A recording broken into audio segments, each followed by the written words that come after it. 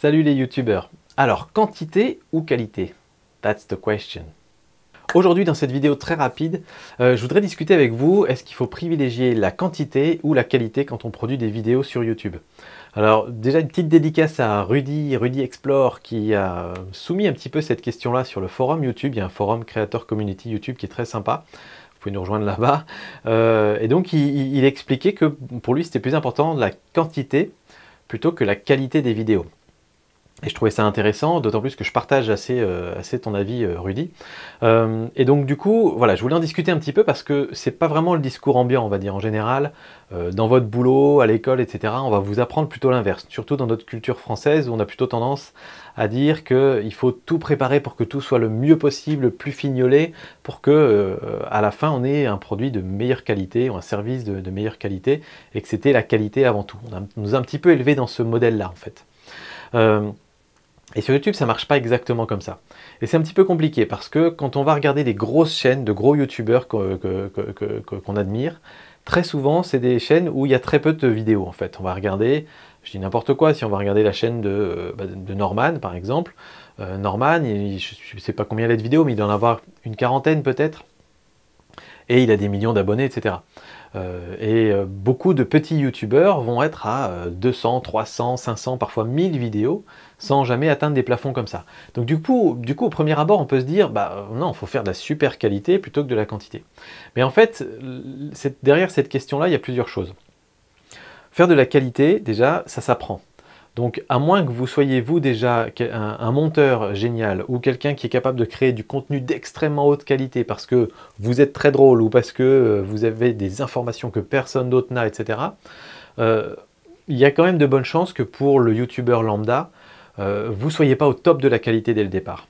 Et c'est pas grave, il n'y a pas de souci. C'est ça qui est intéressant avec YouTube, c'est que ça donne sa chance à tout le monde.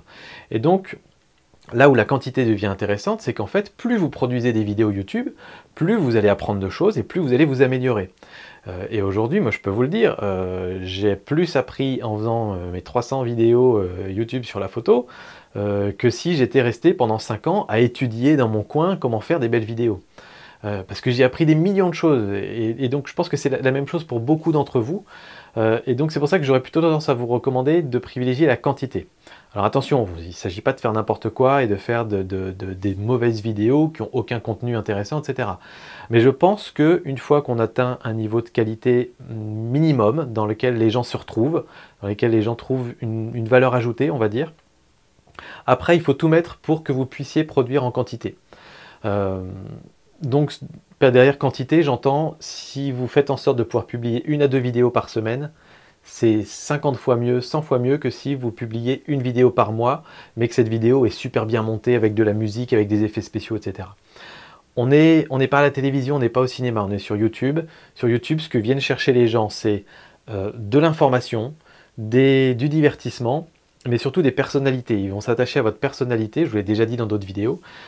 Et quelque part, le format, tant qu'il y a un minimum, tant qu'il respecte un minimum de qualité, niveau sonore, niveau image, niveau montage, tant que ce minimum est respecté, eh ben vous pouvez y aller. Et je peux vous le dire d'expérience, j'ai posté des vidéos qui avaient une super haute qualité, qui étaient bien montées, des musiques, des machins, etc. Il n'y a pas forcément beaucoup plus de retours positifs que sur des vidéos que je peux tourner des fois à l'arrache, en live, etc. Parce que c'est pas ce qui compte pour les gens qui viennent regarder vos vidéos. Donc déjà en termes de performance, c'est plus intéressant de rester à un niveau de qualité de base, on va dire, et de produire plus souvent. Et ensuite, pour moi, ce qui semble le plus important, c'est que pour vous, en termes de motivation, vous allez progresser. À chaque fois, vous ferez un petit pas en plus vers l'avant.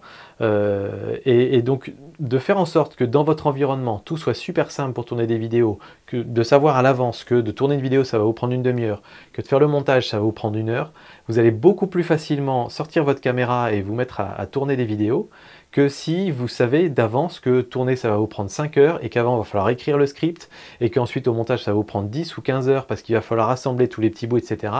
Et là, vous allez vous motiver au début et après vous allez vous décourager parce que vous n'aurez jamais à un moment où vous vous direz « Allez, je suis prêt à mettre 20 ou 25 heures de mon temps pour sortir une vidéo qui va peut-être pas avoir 50 vues. » Donc voilà, tout ça va plutôt dans le sens de la quantité.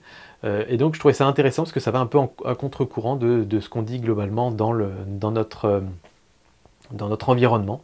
Après, c'est vrai que dans d'autres cultures, dans les cultures anglo-saxonnes en particulier, on a beaucoup plus tendance à privilégier la quantité et à dire aux gens, mais essayez 50 trucs. Je me suis intéressé pas mal à l'entrepreneuriat aussi, parce que j'ai des petites entreprises à côté. Et c'est un petit peu la même chose dans l'entrepreneuriat. On peut passer 5 ans à préparer son projet et son entreprise et ensuite lancer son produit extraordinaire et croiser les doigts pour que ça marche. Ou en 5 ans, on peut lancer 5, 6, 7, 8 idées de business en se disant qu'il y en aura peut-être une sur les 8 qui va marcher. Et la deuxième, c'est plutôt l'approche américaine et la première, c'est plutôt l'approche française. Il n'y en a pas forcément une qui est meilleure qu'une autre. Mais je pense que sur YouTube, c'est plutôt la deuxième approche qu'il faut envisager.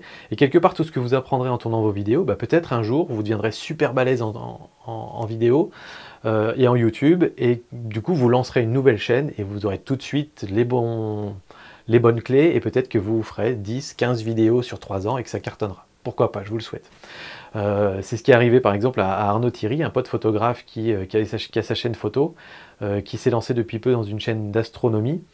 Et il publie moins souvent du contenu, c'est de la très bonne qualité, et ça décolle du feu de Dieu.